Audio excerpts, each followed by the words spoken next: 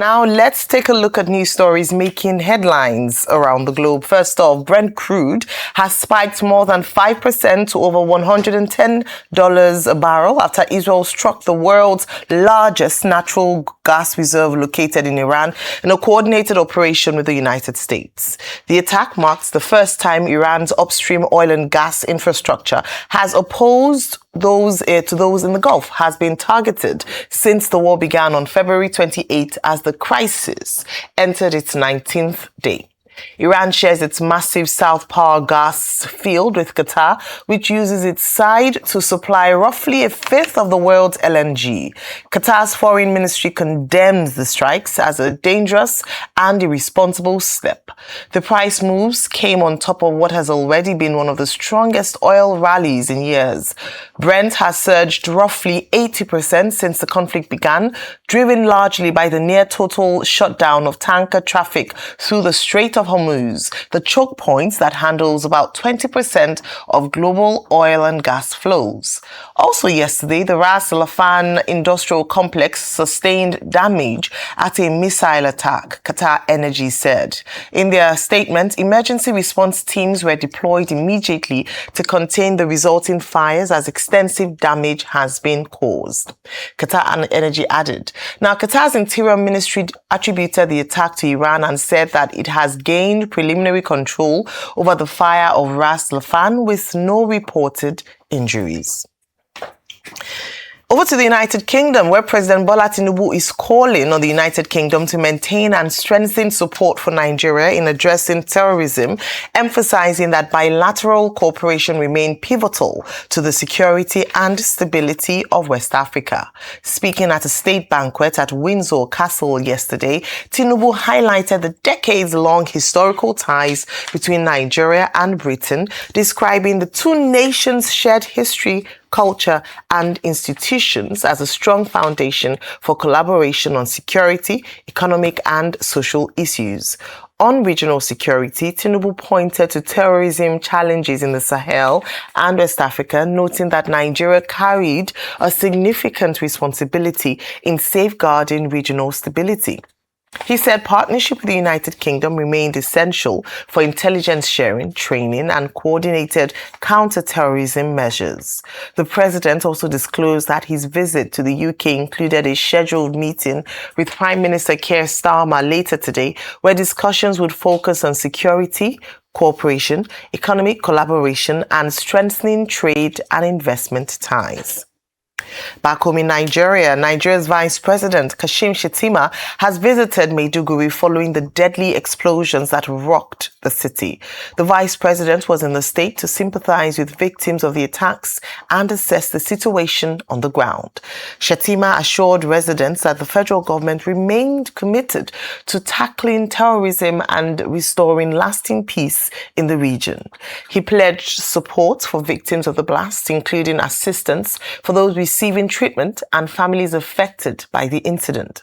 Authorities say the visit underscores the government's resolve to intensify efforts in the ongoing fight against insurgency in Nigeria's northeast. We are here to commiserate with the government and people of Borno State over the sad incident of the suicide bombing attempts. I want to assure the people that we will not rest on our oars until full peace and sanity is restored in Borno, the Northeast, and the nation as a whole. It's a tragedy because no religion sanctions the killings of the innocent. But these demented monsters called Boko Haram, I don't even consider them as members of the human race. But be rest assured that no matter how long the night is, it must give way to the light of the dawn. We are eternal optimists who will work harder than ever before to see that full peace is restored. And tomorrow, NEMA, in conjunction with other partners, will swing into action and render support to the bereaved families as well as to the injured ones. Troops of Operation Hadinkai have continued their onslaught against terrorists, killing more than 80 insurgents, including some of its top commanders. The troops also successfully foiled a major coordinated terrorist attack in Malam Fatori, Borno State. The military says the failed assault marks a significant blow to terrorist operations in the northeast. Arise correspondent Ferdinand Duroha reports. In the early hours of Wednesday, troops of the Joint Task Force under Operation Hardin Kai repelled a large-scale five-pronged attack by heavily armed terrorists on their positions in Malam Fatori. The insurgents, who advanced on foot and deployed armed drones, targeted the 68th Battalion, particularly the Bravo Company location. However, troops already on high alert engaged the attackers. The operation was reinforced by precision air support from the air component of Operation Hardin Kai, alongside allied air assets from neighboring Niger. The combined effort intensified pressure on the fleeing terrorists, leading to the recovery of a large cache of weapons, ammunition, improvised explosive devices, and drone components. Military authorities confirmed that over 80 insurgents were neutralized, while 4 soldiers sustained injuries and have since been stabilized. According to a statement signed by Lieutenant Colonel Sani Uba, Media Information Officer of Operation Hardin Kai, the operation also led to the elimination of 3 high-profile terrorist commanders, Malam Abdurrahman Gubara, Malam Ba Yuram, and Abu Ayuba, alongside several other fighters. Additionally, authorities uncovered a detailed roster of Boko Haram fighters left behind, which included a structured breakdown of the monthly payments allocated to each individual fighter. The military describes this as a major disruption to the terrorist command structure in the region. The military says the victory highlights the growing effectiveness and resilience of troops in the northeast, dismissing claims that security forces are losing ground. Authorities maintain that all positions remain secure, with troops sustaining offensive operations to keep insurgents at bay. Ferdinand Duroha, Arise News. Nigeria is strengthening its economic ties with the United Kingdom as Zenith Bank officially opens a new branch in Manchester, marking a major milestone in cross-border banking expansion. The launch, which coincides with President Bola Tinubu's historic state visit to the United Kingdom, is being positioned as a strategic move to deepen trade, investment, and financial cooperation between both countries. Arise News correspondent Oluwatosin Balogun filed this report. Nigeria's financial sector is taking a bold step onto the global stage with Zenith Bank's expansion into Manchester, one of the United Kingdom's fastest growing commercial hubs. Your Excellencies, distinguished ladies and gentlemen, welcome to Zenith Bank UK Limited Manchester branch. The doors are officially open. According to the Group Managing Director and Chief Executive Officer of Zenith Bank, Adora Umeji, the bank's expansion reflects its strong performance and global ambition, while also acknowledging the role of the Central Bank of Nigeria in implementing reforms that have strengthened the banking sector. Zenith Bank is the largest bank by Tier 1 capital, and Zenith Bank is the highest shareholders fund. I was wondering why you're not clapping at that. And Zenith Bank is the bank with the highest shareholders fund in Nigerian banking industry, driven by the success of our recent recapitalization exercise that recorded a 160% subscription rate. I'm sure Mr. Jude can attest to that. We therefore commend the Central Bank of Nigeria under the leadership of Mr. Olayemi Cardoso for its ongoing reform, which continue to foster investors' confidence and strengthen the stability, resilience, and growth of the Nigerian banking sector. Our achievements over the years have been supported by this enabling environment. They also reflect the strength of the Zenith brand and the solid foundation laid by our visionary founder and chairman, Dr. Jimovia CFR. President Bola Tinubu, who is represented by the Minister of State for Finance, Taiwo Oyedele, says the expansion underscores Nigeria's commitment to attracting investment and translating diplomatic engagements into tangible economic outcomes. Nigeria and the United Kingdom share a long-standing relationship in trade, investment, education, and people-to-people connections. The Nigerian diaspora in the UK remains one of the most dynamic bridges between both countries, contributing significantly to economic activities on both sides. The opening of this branch strengthens that bridge. It creates new channels for trade financing, investment flow, diaspora engagement, and cross-border financial services. In simple terms, it brings our economies closer together in practical ways. Echoing the same sentiment, the Vice President of Nigeria, Kashim Shettima, also represented at the event, notes that the development reinforces investor confidence and highlights the importance of Nigerian institutions establishing a global presence. The establishment of this Manchester office is not only a milestone, but also a significant statement of confidence in the Nigeria-UK economic relationship.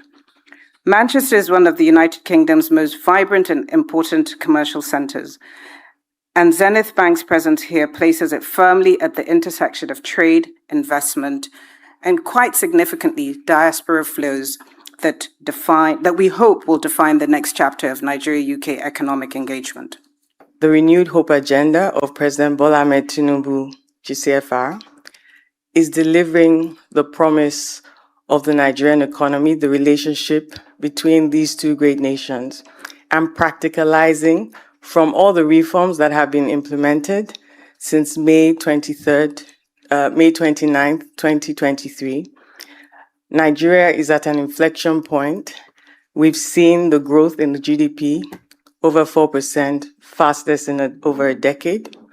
We've seen the amounts of capital inflows, 65% year on year from the UK, the growth, 11%, 8.1 billion pounds. The statistics are endless, just signaling the promise and the potential and the impact that we've begun to see of the enhanced trade and investment partnership signed just 2 short years ago in 2024.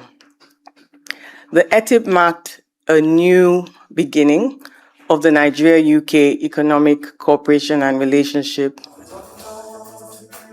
From expanding financial access to strengthening international partnerships, the expansion is seen as a direct alignment between diplomacy and economic growth, creating new opportunities to trade financing, diaspora engagements, and cross-border banking services between Nigeria and the United Kingdom. Well, congratulations to Zenith Bank. This is the second branch, I believe, in the United Kingdom. They have one in London, and now coinciding with the historic state visit of the president to the United Kingdom, have taken the opportunity to launch a second branch in Manchester. Now, if you know the United Kingdom, Manchester is a hub for Nigerians, and many Nigerians who live in Manchester, approximately, according to a 2024 survey, 200,000 Nigerians, which I believe is conservative, live in Manchester, Greater Manchester area. So this deepens relationships, trade relationships, economic relationships between Nigeria and the United Kingdom. Congratulations to the MD, Dame Umeoji. But Rufai, this morning, other stories, the visit of the Vice President to Maiduguri, and also the latest update on the war, the U.S.-Israeli war, U.S.-Israel-Iran war, and some of the impact economically, globally. Your take on these stories this morning? So a couple of things. Number one, I felt the Vice President would have gone first to Borno rather than going for a swearing-in ceremony of the governor, Soludo. I mean, it also goes back to talk about empathy. Yes, I would also argue better late than never, but I would have wanted a scenario where he goes first, where people that are in charge of leadership and authority are the first responders and first mourners. So now that he has gone to Borno, what are they going to do? Number one, to provide succor, to provide compensation based on the damage, to provide healing. I was reading the story this morning on Daily Trust of a man that lost 4 sons. How do you console such a man where his nation failed him? Because the leaders of his nation abide by a constitution where section 14, section 2B of that constitution says the paramount aim of the government of every nation is to protect its citizens.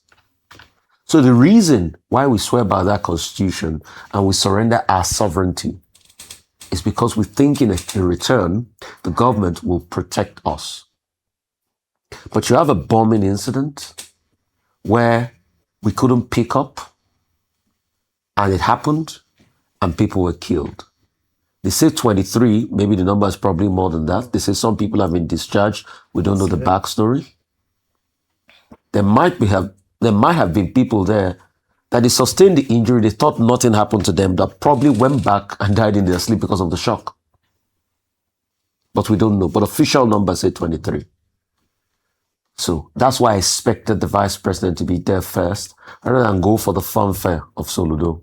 But I hope they learn, because our leaders never learn. Just like President Tinubu went all the way to Yelwata and he didn't get to Yelwata. Secondly, I would like to commend extensively the military for its action, for bringing these criminals to book, 80 of them. And that's the might of the Nigerian military I want to see. That's what excites me. Because when we have a military that engages these people and brings them to justice, we want to see, to prevent further attacks. And I'm happy they foiled 2 or 3 other attacks. But the scary part for me in all of this is the fact that these criminals are so organized that they have a salary structure. And they have it documented, how much they have been paid. The question is, where is that money coming from? From ransom? From supporters? Why have we not been able to bring the supporters to book? It takes me back to the case many years ago when Dubai said there were some terrorist sympathizers or financiers. Till today, they have not been brought to book. Part of the things this government was saying Malami did not do was bringing those people to book. Now that they are there, have they been able to bring them to book? No. So it's a more organized system. We can call them ragtag and all sorts of names. It's more organized that when we hear allegations that the government pay ransom, there are emissaries that they talk to and they pay that money to. So the part that they have that level of organization scares me. And I'm happy that we have brought them down, but we must unravel that level of organization. My third point will be about the war.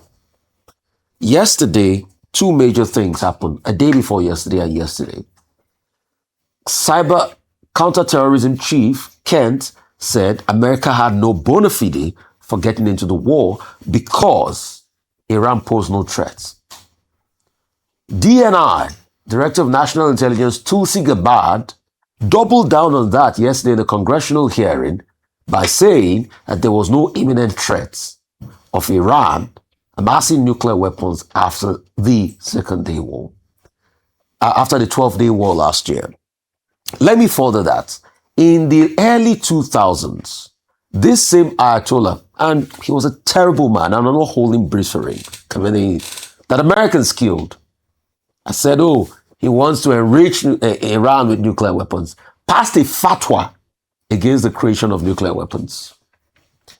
With Tulsi Gabbard's deposition and Kent's deposition, if the Democrats will win, or if they win in the midterms, I don't see any reason why they cannot go ahead to impeach Donald Trump on those grounds, because he has gone into a war, and it is now obvious that he went into a war based on Israel's say-so, and there is no accountability.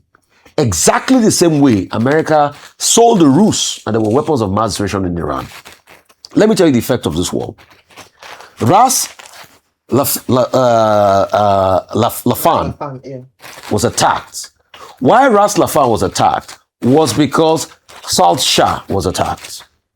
In fact, Israel had to apologize to America and say they will not attack it again because Trump was livid. Because Iran and Qatar share South Shah. And they attacked the Iranian part. But Trump went ahead to threaten that if they attack Qatari LNG facility again, that is going to totally obliterate or attack the Iranian part of South Asia that supplies gas domestically. The effect of that attack is there's been an environmental ecocide, just like what is happening in other parts that they've been able to bomb. Wow. So, and that's why you see that the prices of Brent went up internationally.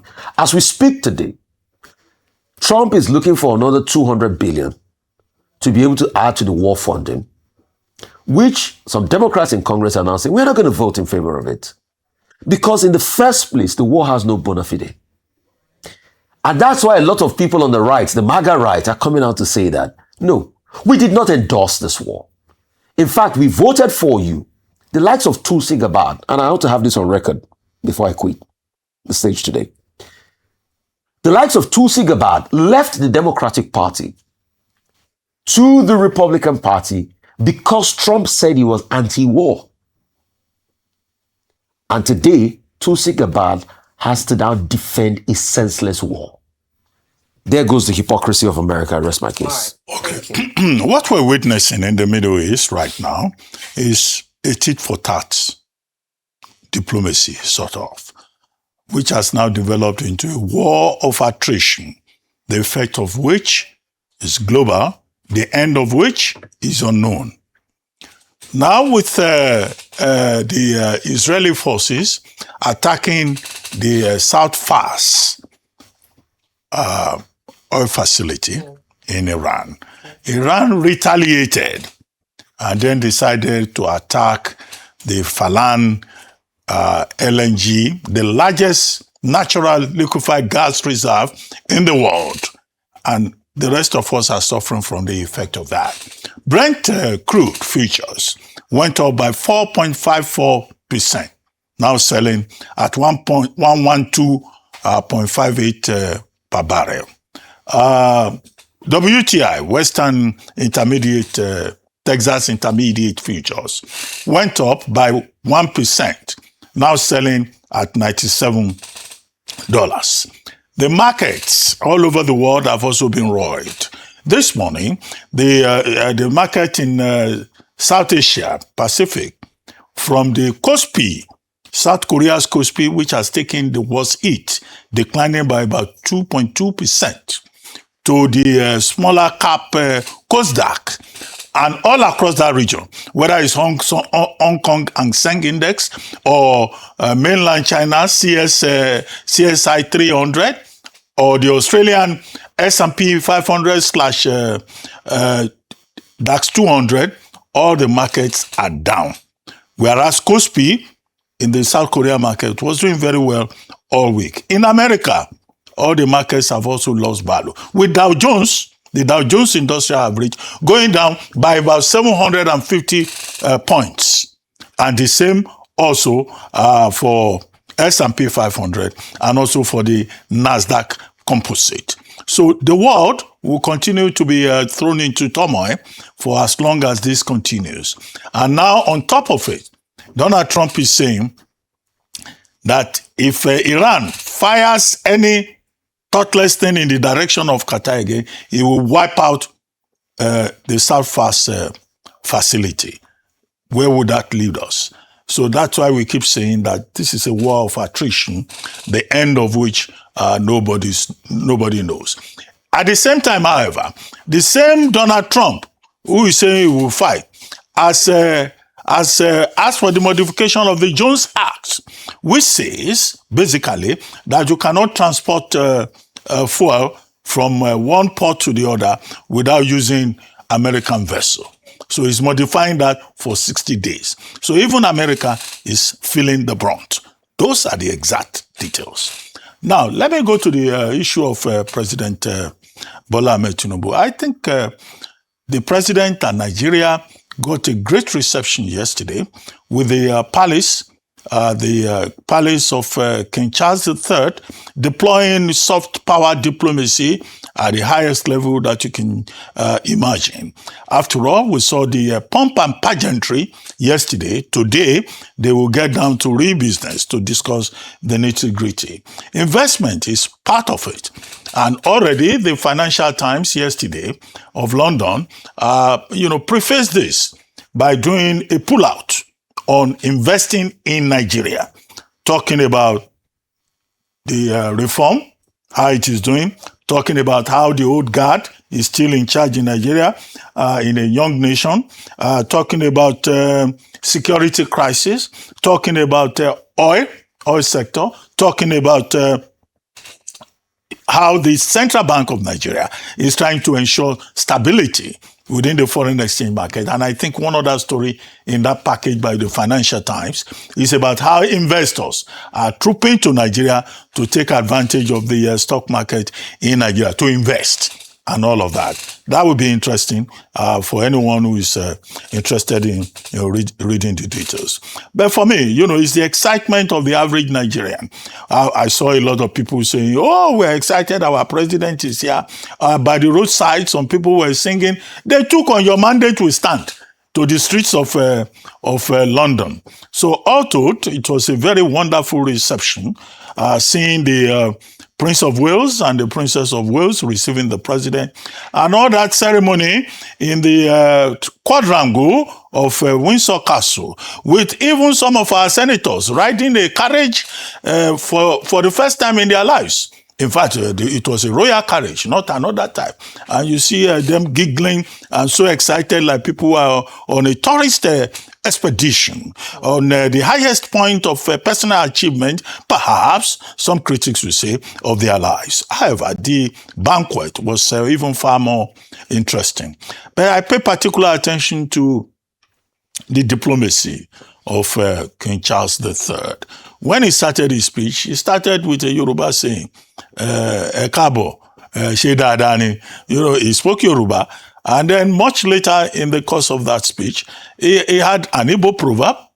He had an Hausa proverb saying that when the tune changes, the dance also changes. He had a Yoruba proverb saying that when rain falls, it doesn't fall on one roof. In other words, in that part of his speech, he was talking about cooperation, continued cooperation, and lessons that both can learn from each other.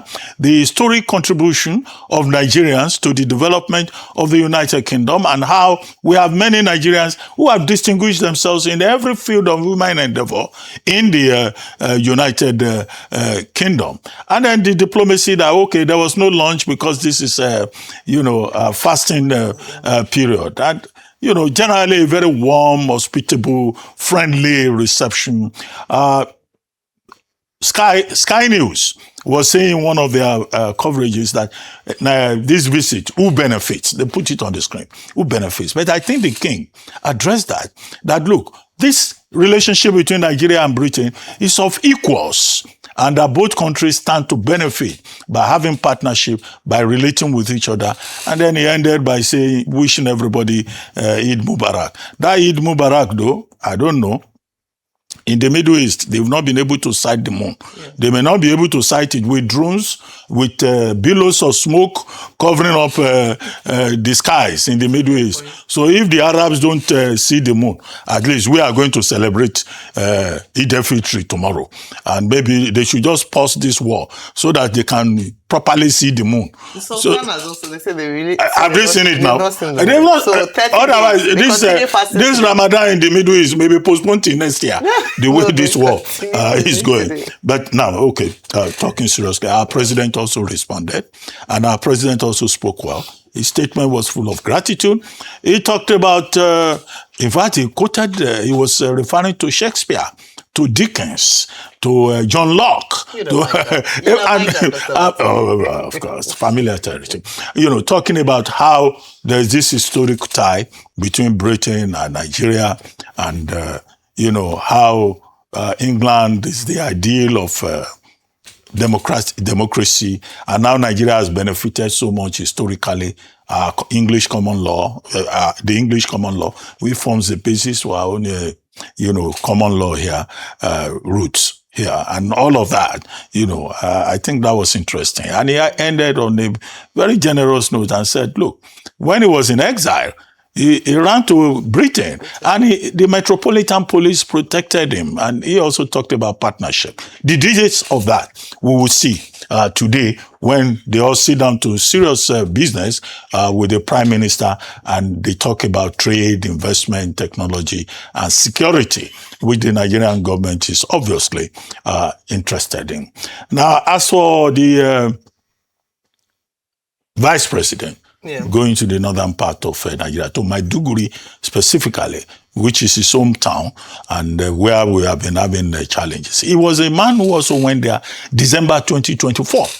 And I like the fact that he restated the point about how these terrorists are demented and that they are criminals, and that in fact they don't deserve to be referred to as human beings. Well, he was accompanied by the DG of National Emergency Management Agency and also the head of the Northeast Development Commission. And he talked about giving the people succor, apart from sympathizing with the bereaved families and the sick. And he said by today, NEMA would begin to provide reliefs for the affected persons. However, we restate our long-standing point that it's not just about making the right statements all the time. It is about ensuring that government continues to protect the people and that government wins this war. It was not only the Vice President that has been to Maiduguri. The Inspector General of Police has been there. The Chief of Defense Staff, Uluyede, was there, accompanied by the Chief of Air Staff and other senior military officials. They have put up appearance, but appearance is not enough. The kind of stories we would like to hear is the success of Operation Adinkai, decimating the ranks of terrorists who even had the confidence to attack 68th Battalion or to move in the direction of 68th Battalion. And they didn't just go on foot. They were going on foot. They were so confident. They even deployed drones. They turned that axis into almost an axis of the Middle East. And then our soldiers were able to repel and kill, most of them. Which now speaks to the point made by the Chief of Defense Staff that they also have to scale up their activities in terms of technology deployment. But he also made the point after his 4-hour meeting with other service chiefs and the communities that the community members should also take the initiative to resist terrorism. But if you keep saying non-kinetic way, people should resist community-driven solution. What do the people have? Do they have the same kind of sophisticated weaponry, arms and ammunition in the hands of the terrorists? The answer is no. So government that has the resources should be the one to actually scale up. Even when you talk about collaborative involvement, collective responsibility, yes, it's good on paper. But when the shit hits the fan, Nigerians are helpless. And no Nigerian, whether in Maiduguri or in Plateau or in Ondo State, should be helpless in the face of terror. The state should stand up and defend the people. Indeed, the state should stand up and defend the people, and the state should be seen to be serious about defending the people and about insecurity. Let me start off with the United Kingdom, where currently the president is on a state visit. Historic, as has been described in many areas, many forms, because of the 37-year gap and the fact that he's going, at least post-military rule, the first Nigerian president in that regard since 1999 to receive this kind of triumphant entry into the United Kingdom. Yesterday was day one, and it was more about the ceremonies, the royal carriage procession, and then the state banquets in the evening. However, there was still an opportunity for there to be some form of diplomatic conversation, especially a call by the president to enshrine or to continue partnership with the United Kingdom in the area of providing support to tackle terrorism terrorism. In fact, it was part of his speech, and he talked about the United Kingdom remaining essential for intelligence sharing, training, and coordinated counterterrorism measures. To what extent, we don't know yet, but hopefully that conversation with the Prime Minister Keir Starmer today would solidify some concrete partnership with the United Kingdom to see how we can begin to fight terrorism. It was a beautiful, beautiful reception for the president. We saw a number of his entourage, people who followed him, ministers, some prominent Nigerians. I heard Tiwa Savage from the culture side, Muabudu were also part of the state banquet yesterday evening. Some of the ministers who were there, the governors were also part of that state banquet. The conversation, of course, from the king himself demonstrated that show of friendship and camaraderie between the United Kingdom and Nigeria. However, it is quite sad to know that whilst a state banquet was happening in the United Kingdom, deepening diplomatic relationships with the potential to attract investors and investments in Nigeria, back home in Nigeria, we're grappling with a state of emergency when it comes to insecurity. Finally, the vice president went to Maiduguri. And I say finally because I had mentioned on the day after the attacks happened, that there were plans that were in place for the president to go for the state visit in the United Kingdom. I thought it would have been a great show of leadership to have either had a stop, schedule permitting, in Borno State, or at least very early in the morning release a statement, a show, strong statement identifying with the sufferings of the people while still having to honor the invitation of the United Kingdom. And then that since the vice president was back home, and especially because this is even closer to him, being from Borno State himself and having served as governor of the state, he ought to have been there.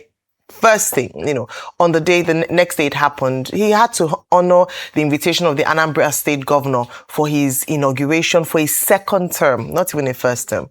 And he went for that inauguration, and now 2 days or 3 days afterwards, he's gone to Maiduguri finally. But at least he's gone. They say when you wake up is your morning. And we see there that he was able to meet with some of the victims of the bomb blast. I mean, the stories are horrendous. If you hear what's really happened, the loss of lives. I spoke to someone there whose neighbor had just gone to visit someone at the UMTH, dropped her children with their grandmother, and lost her life whilst, due to the suicide bombing, leaving behind 2 young children and aged mother. And so sometimes for us to understand the intensity or how bad the situation is, we need to put a human face to some of these victims. Because after a while, it almost seems as if we become desensitized to the loss of life. So we mentioned numbers of dead people, like 23 people, at least we're not. And these are people who have a heritage, who have families. These are Nigerians who were going about their normal day, and then we see these attacks happen and they lose their lives. Unfortunately, these people cannot be sitting around a state banquet and enjoying, the benefit or the richness of good governance because of lack of being able to decimate terrorism. However, the vice president made the right sound bites. He said the right things around, the fact that not even human to be able to carry out this dastardly act. But beyond conversations, I believe that we have gotten to a point 3 years after this administration has come into power where we should move beyond talk to actions. There's still Nigerians still in captivity. We have, recorded successes in the area that we talked about where, the Nigerian military has been able to, through the Operation Hadinkai, kill some terrorists, some of the leaders, and the notebooks that have come out show how coordinated these terrorists are. In fact, what they're looking to do is to form alternate governments, as we see in IS Somalia, where we see similarities. They have governments, they have a police, they have militia, they are organized, they have access to very high, level equipment and weaponry. And so these are the things that we are talking about, and a sense of political will and action to actually fight and defeat these terrorists. Now, in talking about, and I end here, in talking about the the role of the citizenry. I said yesterday that I applaud the resilience of the people of Borno State, who, despite the actions, because this is bullying tactics where they cower, and the gains they have made in recent times, they just disrupt daily lives in Borno State. They went about their daily duties in the face of terror, in the face of danger, and so I applaud them. And one of the other things they can do is provision of intelligence, information. I hear attacks were forwarded in 3 locations yesterday in the same state based on intelligence that was received. These are some of the actions that can be done. But for the people to arise and support this fight against terrorism, the government themselves must meet the people halfway and ensure that when intelligence is given, they act on intelligence and protect the lives and properties of people living in the northeast of Nigeria and across the country of Nigeria.